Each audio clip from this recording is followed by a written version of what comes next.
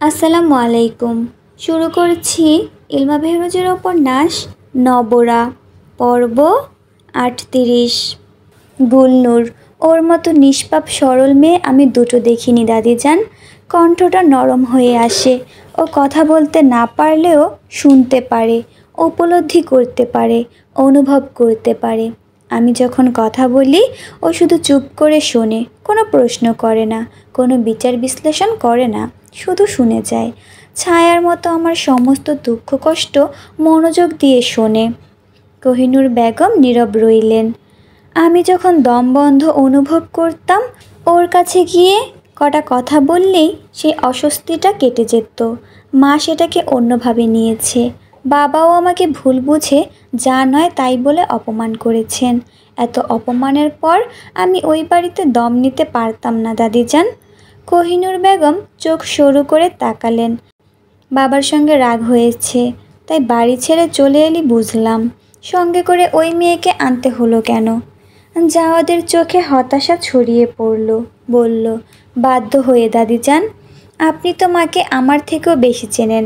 আমি যদি রাগের মাথায় একা বেরিয়ে আসতাম, মা কি গুলনূরকে আস্ত রাখতেন? ভালো থাকতে দিতেন? দুনিয়াতে ওই মেয়েটার নিজের বলতে কেউ নেই।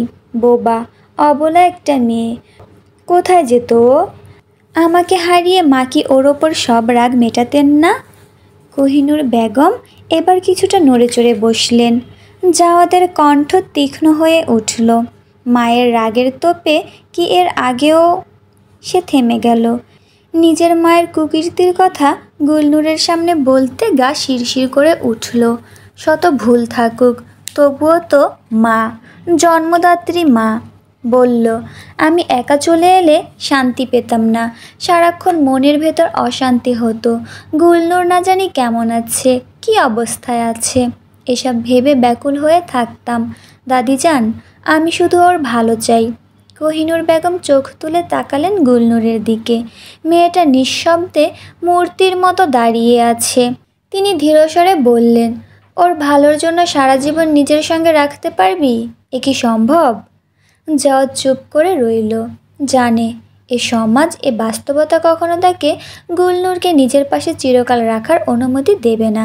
না দাদিজান, আমি জানি এই সমাজে এটা সহজ নয়, বরং অসম্ভব। তবে সে একটু থামল। এখান থেকে 6 কিলোমিটার দূরে একটা পুনর্বাসন কেন্দ্রের খোঁজ পেয়েছি, যেখানে অসহায় মেয়েদের নতুন জীবন শুরু করতে সাহায্য করা হয়। আমি চাই ওর একটা নিরাপদ ভবিষ্যৎ হোক। আমি ভালো করে খোঁজ খবর নিয়ে গুলনূরকে... কথাটা শেষ করতে পারল না। বুকের ভেতরটা কেমন ফাঁকা হয়ে আসে। তুই শুধু একটা অসহায় মেয়ের ভালো চাস? গুলনূরের সঙ্গে এতটুকুই সম্পর্ক? জাওয়াদ মাথা ঝাঁকালো। জি দাদিজান। আর কিছু নয়? না। ওর একটা সুন্দর জীবনই তোর কাম্য? ঠিক তাই, যদি আমি সেই দায়িত্ব নেই। জাওয়াদের চোখে বিস্ময় ছড়িয়ে পড়ল। কোহিনূর বেগম শান্ত গলায় বললেন, গুলনূর আমার সঙ্গে থাকবে। আমি ওর ভবিষ্যৎ নিশ্চিত করব। এমন ঘরে বিয়ে দেব যেখানে ও মেয়ে সম্মানের সঙ্গে মাথা উঁচু করে বাঁচতে পারবে। সমাজের কত অনাথ নিঃসঙ্গ মেয়েকে আশ্রয় দিয়েছেন কোহিনূর, তার কোনো হিসাব রাখেনি কেউ। তিনিও রাখেননি। তবু কথাটা শুনে জাওয়াদের গলা শুকিয়ে এলো। নিশ্চিত হতে প্রশ্ন করল, আপনি সত্যিই ওর দায়িত্ব নেবেন? কোহিনূর বেগম চোখের দৃষ্টি দিয়ে আশ্বাস দিলেন। জাওয়াদ এই মুহূর্তের জন্য প্রস্তুত ছিল না। এতদিন ধরে গুলনূরের ভবিষ্যৎ নিয়ে উদ্বেগে ছিল, অথচ এখন যখন সব কিছু এত সহজে গুছিয়ে যাচ্ছে, বুকের ভেতর কেমন খালি খালি লাগছে। সে ঘাড় ফিরিয়ে গুলনূরের দিকে তাকালো। তুমি দাদিজানের সঙ্গে যেতে চাও? গুলনূর চোখ নামিয়ে নিঃশব্দে মাথা নেড়ে সায় দিল। জাওয়াদের ভেতরটা দমচাপা অনুভূতিতে ভরে উঠল। গুলনূর আর অনিশ্চয়তার অন্ধকারে হারিয়ে যাবে না, এই ভেবেই স্বস্তি আসছে। কিন্তু একই সঙ্গে বুকের গভীরে একটা অজানা কষ্ট ধীরে ধীরে তাকে গ্রাস করে নিচ্ছে। সেই কষ্টের কারণ কিছুতেই বুঝে উঠতে পারছে না। সে মুখ ফিরিয়ে নিল। কিছু সম্পর্ক থাকে যা পথ দেখানোর জন্যই সৃষ্টি হয়, পাশাপাশি থাকার জন্য নয়। গুলনূরের জীবনে সে ঠিক সেই মানুষটাই ছিল। রাতের আকাশ তারাদের ঝিলমিলে আলোয় মাখামাখি, একরাশ নৈশব্দ ভেদ করে শাঁ শব্দ বইছে বাতাস। গুলনুর ছাদের রেলিং ধরে দাঁড়িয়ে আছে, তার চোখ আটকে আছে আকাশের অসংখ্য জলজলে বিন্দুর দিকে। জাওয়াদ এসে তার পাশে দাঁড়ায়, গুলনুরের দৃষ্টি অনুসরণ করে তারার দিকে তাকিয়ে ডাকল, গুলনুর। গুলনুর চমকে পিছনে ফিরে তাকায়। জাওয়াদ তার দিকে মুখ ফেরায়, চোখ দুটো গম্ভীর হলেও গলার স্বর নরম। দাদিজানের মতো মানুষ হয় না, তুমি ওনার কাছে খুব ভালো থাকবে।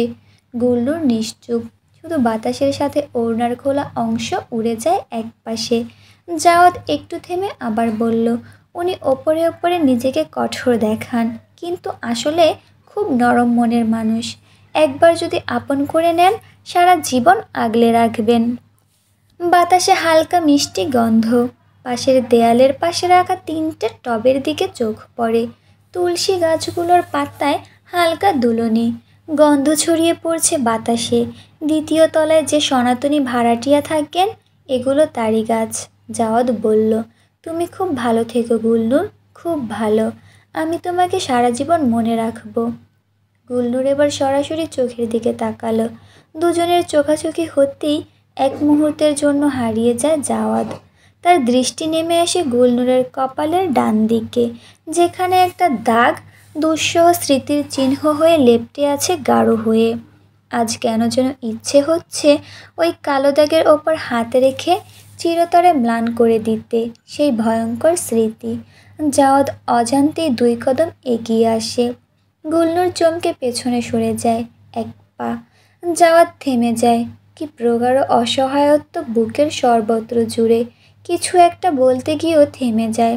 বাতাস তখনও বইছে শাঁ শব্দে, তুলসী গাছের পাতাগুলো দুলছে, আর আকাশের তারা তখনও জলজল করে তাকিয়ে আছে তাদের দিকে। পরদিন ফেরি থেকে নেমে কোহিনূর ঘোড়ার গাড়িতে উঠে বসলেন।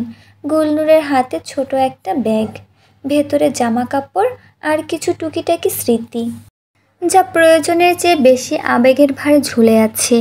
একবারও না তাকিয়ে সে উঠে বসে ঘোড়ার গাড়িতে। জাওয়াদ কিছুটা দূরে দাঁড়িয়ে আছে। সারা পথ গুলনুর একবারও ফিরে তাকায়নি, অথচ সে সারাক্ষণ তাকিয়েছিল নিঃশব্দে, স্থির হয়ে। কোহিনূর পর্দার ফাঁক দিয়ে একবার তাকালেন নাতির দিকে, কিছু একটা বোঝার চেষ্টা করলেন আপন মনে। আসাদ লাগাম টানতেই ঘোড়ার গাড়ি সামনের দিকে ঝাঁকি খেল। ধুলো উড়ল বাতাসে, পাথুরে পথে ঘোড়ার খুরের শব্দ প্রতিধ্বনিত হয়। সেই প্রতিধ্বনি শুনে জাওয়াদের হৃদয়ের গহীন কোণে কিছু একটা যেন ছিঁড়ে গেল। ঠিক তখনই গুলনুর পর্দা সরিয়ে পেছনে তাকায়। জাওয়াদ সেই দৃষ্টির ভেতরে তলিয়ে গেল, নিঃশ্বাস নিতে ভুলে গেল। গুলনুরের চোখের গভীরে কিসের যেন অনুনরণ, কিসের যেন অব্যক্ত ভাষা। কিছু মুহূর্ত মাত্র। ঘোড়ার গাড়িটি ধীরে ধীরে মিলিয়ে যায় সীমানায়। দূর থেকে শুধু ঘোড়ার খুরের ম্লান শব্দ ভেসে আসে। জাওয়াদ দাঁড়িয়ে রইল নিঃসার, একলা, অবাক বিস্ময়ে। এমন বিদায় সে কখনো দেখেনি, কখনো অনুভবও করেনি। একটা দৃষ্টি ফেলে রেখে কেউ বিদায় নেয়, একটা শূন্যতা উপহার দিয়ে কেউ চলে যায়, একটা শব্দহীন আর্তনাদ রেখে কেউ হারিয়ে যায়। ঘোড়ার গাড়ি ধুলোমাখা পথ বেয়ে ছুটে চলেছে গন্তব্যের দিকে। কোহিনূর বেগম অপলক চেয়ে আছেন গুলনুরের দিকে। মেয়েটি নিঃশব্দে মাথা নিচু করে বসে আছে, কিন্তু কোহিনূরের দৃষ্টি কেবল বাইরের নিস্তব্ধতা দেখছে না, তিনি দেখছেন তার গভীরে লুকিয়ে থাকা অব্যক্ত আকর্ষণ, যা সকল শব্দের ঊর্ধ্বে। কিন্তু এই আকর্ষণের গভীরতা কতটা?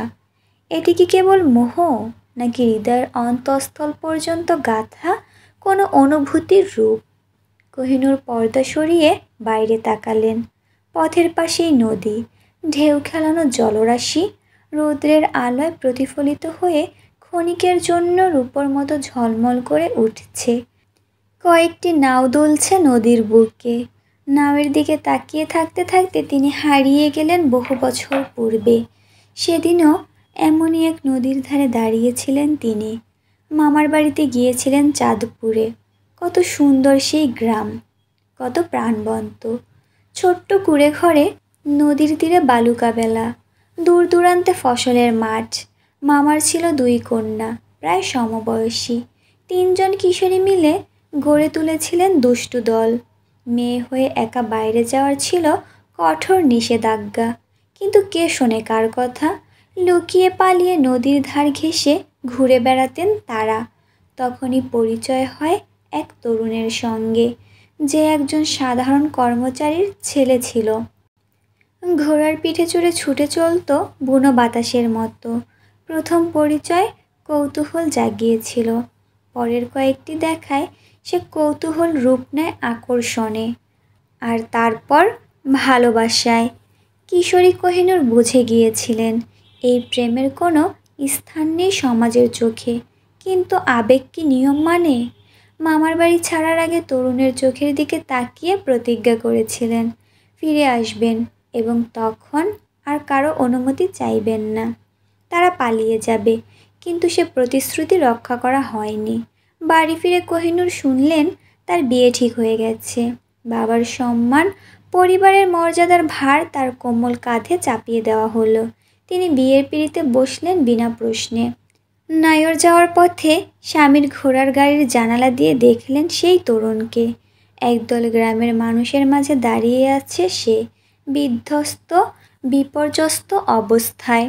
কিন্তু তার চোখ, সে চোখে কেবল অভিমান ছিল, ছিল যন্ত্রণার তীব্রতা, যেন দৃষ্টি দিয়েই বলে দিচ্ছিল, প্রতারক, তুমি প্রতারক কোহিনূর, তোমায় আমি কখনো ক্ষমা করব না। সেই দৃষ্টি আজও কোহিনূরকে তাড়া করে বেড়ায়। কত রাত ঘুম ভেঙেছে সেই চোখের স্মৃতিতে। সম্মান রক্ষার জন্য তিনি একদিন নিজের হৃদয় বিসর্জন দিয়েছিলেন, আজও তাই করবেন। জমিদার বাড়ির চৌকাঠে পা দিয়েই গমগমে গলায় আসাদকে ডাকলেন। আসাদ, আজই তোর বাবা মাকে চিঠি লিখে জানা তোর জন্য পাত্রী ঠিক করেছি, এবং এই ব্যাপারে কোনো আপত্তি আমি শুনতে চাই না।